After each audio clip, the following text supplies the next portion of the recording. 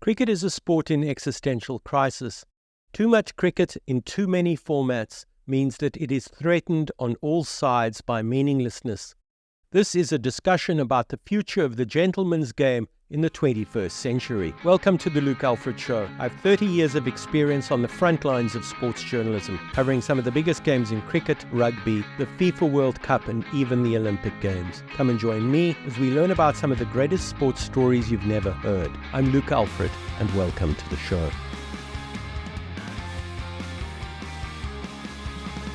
Who of us hasn't driven past a cricket match glimpsed momentarily through a hedge, unable for some good reason to stop? Who of us hasn't caught a train, the Intercity 9:15 to somewhere, and seen cricket thin sliced through a speeding carriage window? Circumstances and countries might differ, but this is the cricket match we cannot, for whatever reason, stop for. It is the match that goes on without us, and because of this, it makes us momentarily sad. Were we to somehow stop the car we were in or get out at the station and find the match, we would soon be sucked into what we were watching. Cricket is, in this sense, magnetic. It draws you hither. And it draws you hither regardless of whether it is a country game played by duffers whose jolly noise invariably exceeds their talent, or a match played by lithe young men who pat each other's backsides and wear sunglasses on their hats instead of their faces. Whether our illustrative cricket match draws us hither through the scoreboard, or character, or banter on the field isn't important. It is enough to recognize that cricket in this sense is a world within a world. To take an example pretty much at random, why do old village or outground scoreboards always have a preponderance of one number? And why do the parson's trousers not reach his ankles? What is it about the stout umpire that makes him a stranger to the leg before? These are questions to which there are no answers. There never have been any answers, and there never will be any answers. For all its stiff formalities and accountant-like balancing of the books, it is a sport which treasures a category marked inconclusive, and those who love the sport love this category too. It is a world of ritual and custom, yes, of James Joyce's famous, quote, "Pock, pock, pock," from Portrait of an Artist as a Young Man, but it is also a world of language, and a language of beautiful figuration. Who of us hasn't exclaimed inwardly at the phrase, quote, "fielders in the deep"? Who of us hasn't stopped to think about short runs, fly slips, and boundary riders? Who hasn't paused to consider that balls can be various and multifaceted? There can, for instance, be bump balls, heavy balls, dead balls, and no balls. Cricket is a sport of spells. Who of us hasn't fallen under cricket's languid spell, interrupted by a sudden flurry of sometimes violent action? I ask this question, and mentioned the mythical game earlier, because for me, cricket no longer casts the spell it once did. It has lost some of its magic. It is a little like a game glimpsed through a hedge that can't be stopped for. Here is a sport speeding out of reach. There is too much of it, for one thing, and this means that it is out of kilter with the seasons. Both genders now play it to a high level, and there are three main forms of the game. Last year there was a World Cup. This year there's one too. Can you have two World Cups in consecutive years in two allied but different formats of the game? You can. Of course you can. It's ridiculous to suggest otherwise. But there are consequences to this superfluity and, if I might be bold enough to suggest, this greed. One of these consequences is a hemorrhaging of meaning. When meaning is at stake, it is a very short step to asking, this is all fine, but what are the various forms of the game now worth? Is a T20 100, scored in 70 minutes on a field which has been shrunken by moving the boundaries, worth a Test 100 scored over 4.5 hours on a Bunsen burner in Chennai, in which you might be stranded on the same score for minutes on end? What happens when meaning leaks from a sport? First, there is confusion, although maybe bewilderment is a more accurate description than confusion, because confusion has a tint of the absolute. After bewilderment, there's either re-engagement or withdrawal. Sometimes, given that we are fickle about such things, there is a bit of both. If withdrawal is an option, it comes with a consequent drawing of battle lines. So a rebranded version of the grumpy purist comes into being. The grumpy purist finds Test cricket the most meaningful form of the game. Test cricket is defended like a castle. Drawbridges are hauled up, battlements manned, an argument is wheeled out, dusted off, spruced up. To some extent, the grumpy purist defense of Test cricket is predicated on a caricature of what isn't Test cricket. T20 cricket is fast-paced rubbish, a realm in which mishits can go for six, and the soundtrack that accompanies them is always too loud and intrusive. The punters are barbarians, and the ham on the artisanal ciabatta is invariably a week old. The converse is equally true. The T20 evangelist also relies on caricature. Test cricket is long and boring, and you can play it for a full 5 days and end up in a draw, etc. Neither of these two positions, themselves caricatures, are helpful because they contribute to the parties talking not with each other, but past one another. But they also serve to demonstrate what happens when there's too much of that sport in a sport when that sport, I think in an unsporting way, grows without taking any notice of where it is growing to. When this happens, the sport you love is in the midst of a prolonged existential crisis. What should be meaningful is meaningful no longer. Or perhaps it is more accurate to say that it is only intermittently meaningful, meaningful on some days and not on others. Such crisis is deepened by the fact that people in positions of power and authority privately recognize that it's in crisis, but won't publicly admit this. Worse still, nothing gets done because to do something would be to 1. Admit there is a crisis, and 2. Threaten the very functioning of the International Cricket Council as something more than an organization in which, to borrow from George Orwell, some members are more equal than others. And there's a third point, which is perhaps more important than the first two. To talk about cricket's existential crisis and its, quote, lack of meaning is to talk in unquantifiable abstracts. The world of cricket, with its massive broadcast rights deals and humongous budgets, is, more than ever before, about hard cash and sober quiddities. It is about forward programs, finals days, and the fine print of player contracts. The system functions very well for the powerful in terms they understand.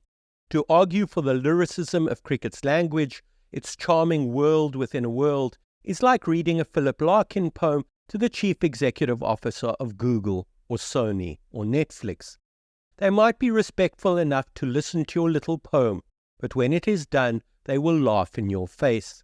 That laughter will be dark with contempt because you, and in our heart of hearts we know this, don't we, are living in a house with paper walls in a capitalist or post-capitalist gale where the small things count for nothing. Why? Because they can't be converted into cash. So cricket grows, unfettered, one Indian Premier League or Big Bash or SA20 looking very much like the next one. India and England play 5-test series, while South Africa plays her series over 2 tests. All play in a competition called the World Test Championship, a competition to lend meaning in an environment in which meaning is in short supply. In their terminal wisdom, however, Cricket South Africa made a choice as far as the 2 away tests against New Zealand last month were concerned. Their choice was to send a provincial team to a test, an inversion of cricket's natural order. Yes, the Kiwis were intransigent in that they didn't budge when they were asked if they could move the tests to another date. Yet why did CSA double book in the first place, playing the second edition of the SA20 at the same time? CSA's decision has probably meant that the last vestiges of goodwill towards her from the ICC have now evaporated. CSA would argue that for many years the love wasn't exactly forthcoming as the big 3 sliced the pie in ways which suited them, so there was nothing to lose anyway. Forgive me while I interrupt a sports story to tell you about the Luke Alfred Show Patreon. As you may know, being a writer is not the most lucrative career choice. Please consider making a small donation to keep the show going at patreon.com/The Luke Alfred Show. But for now, let's get back to the story. Wherever the truth lies, the point remains. Cricket is a sport of no headline act and no main stage. Teams and countries may play against each other, but really it is just every man for himself. I mean that quite literally. After playing for my Cape Town in the SA 26 weeks ago, Sam Curran was off to another tournament in Dubai when his franchise didn't make the playoffs. Where there is money to be made, loyalty is just another old-fashioned notion. But cricket is more than back-to-back T20 assignments, surely. It is wrong to generalize too casually, but former cricketers talk as willingly about feats as they do about the camaraderie of the game. Were they talking about Mike Proctor's feats after his funeral? They weren't. They were talking about the jokes, anecdotes, and friendship that comes after the game. What chance do such things, with their slightly ingenuous, secular, humanist, possibly romantic bent, have against the shock and awe of postmodern capital, as exemplified by the branding on an IPL shirt, or the entirely false and specious bonhomie as peddled by TV commentators hell-bent on breathing some life into a match of no consequence in a tournament that is spluttering to its death? And what chance do the smaller countries have when compared to the juggernaut that is the Big Three? Is it a fat chance? It is not. Zimbabwe hobbles along. The West Indies are a shadow of their former swaggering selves, a couple of T20 World Cup victories 7 or 8 years ago notwithstanding. Sri Lanka jumped from boardroom crisis to boardroom crisis. Their team is as weak now as it was when they first started out on their international journey in 1982. And all this from a World Cup winner only 14 years after that. And South Africa? CSA cannot read their diaries correctly. It's a trend with precedent. 21 years ago, in the rain against Sri Lanka at Kingsmead, they couldn't read what was then the Duckworth-Lewis table and add 1 run to the score they were chasing down. There is much collateral damage done when a sport finds itself becalmed without leadership in the midst of a rampant existential crisis. Memory, for one. Too much cricket impacts on your capacity to remember things, which has the disturbing and slightly sinister corollary that after a while you remember nothing. What do I remember from the cricket season that is in its final throes at the moment, for instance? I remember Quinton de Kock and Gerald Coetzee's stellar World Cups. I remember David Miller's superlative 101 in a losing cause against Australia in the World Cup semi-final in Kolkata, with no other South African batsman being able to score even a half-century. I also remember Heinrich Klaassen's 109 against England in Mumbai, an innings that had all the hallmarks of a T20 innings in that it took only 67 balls. With cross-pollination across formats, what we've witnessed in recent years in white ball cricket is a trick of the light, or, to put it slightly more succinctly, a warping of perspective.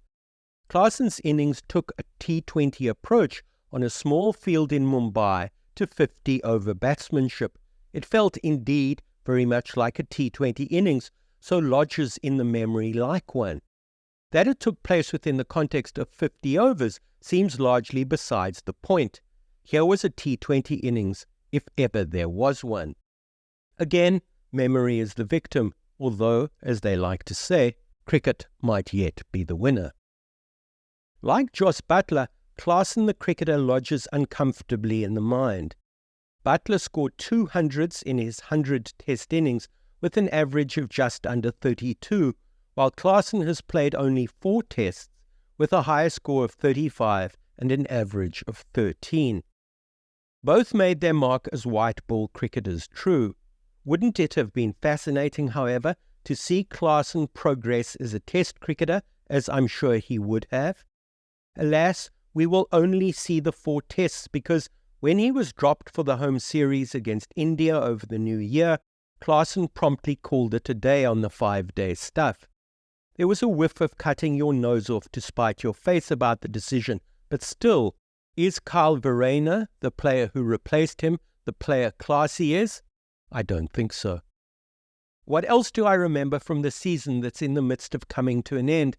Now we're in March and heading slap bang into April.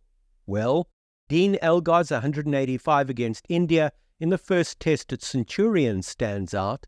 Not only was it an innings of most un-Elgar-like carefree brilliance, but it was an innings from the skipper. Elgar, remember, had just had the captaincy taken away from him by Test coach Shukri Conrad, who appointed Temba Bavuma in Elgar's place. Not for the first time, Bavuma was injured, and the side against India needed captaining, so Elgar became captain of the side he was no longer captain of. You didn't need to be Sigmund Freud to realize that in scoring the 185, Elgar was giving the middle finger and the fingers around it to Conrad. South African cricket is a special place, so everything gets ratcheted up a notch or two more here in the beloved country. All that I've already said applies here, but the recipe is added to by healthy dollops of race, a soupçon of social engineering, an association that cannot read its diary correctly, and a sport that seems to be heading off in 3 or 4 different directions simultaneously. This is what is happening elsewhere too, so no fingers should be pointed at CSA, except that here's an organization who have no apparent plan for the future other than to rake in the millions that come from India tours and see that next year's SA20 is commercially successful. Maybe a strong and active memory is just a distant memory, but that's about it as far as memories of the season are concerned. Perhaps your memories are similarly hazy. Come to think of it, I do have a memory. I remember Klaasen telling the world in his farewell that he'd had, quote, a few sleepless nights making the decision to retire from Test cricket. We all have sleepless nights, lying awake trying to remember what we've forgotten, so Heinrich isn't alone there. What did strike me as illuminating at the time, however, was his admission that he loves Test cricket and was sorry to see it go. Such admissions are surprisingly widespread in an age where the status of Test cricket is diminishing by the year because it is competing with so much of other forms of the game. It's the same with Kagiso Rabada. The money's so good in the IPL that he and Klaasen just can't refuse it, particularly as it's denominated in dollars and the South African rand is weak against the dollar, but Test cricket, the name of the game CSA neglect, remains greatly respected by all those who play it. Memory loss is, of course, exacerbated by TV, because TV just can't get enough of anything. This leads to too much of everything. Very soon too much of everything means nothing, or very close to nothing, because you can't remember anything, so the promise of too much is, in point of fact, a strange inverted version of nothing. Television has brought us many things. Ex-players as commentators for one thing, a mixed blessing at the best of times. It has brought us replays and the decision review system, and Kevin Peterson's masterclasses in which he talks compellingly about the pros and cons of the reverse sweep against Nathan Lyon.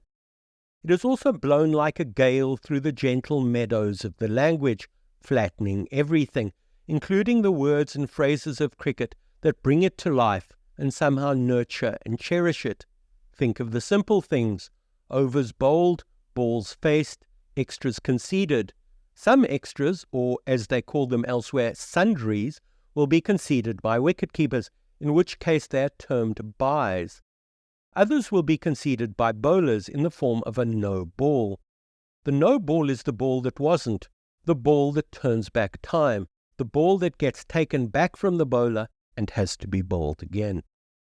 This description, however, is not entirely accurate. Although taken from the bowler by the game itself, the no ball is given to the batting side in the form of a run, yet it is a run given to nobody. Instead, it is given to the batting team in the form of extras. All of this makes cricket unique, a sport of balls which are not balls, of runs that can be accrued although they are given to nobody. It is a complicated, fidgety, arcane game, full of rules, themselves full of damning exceptions.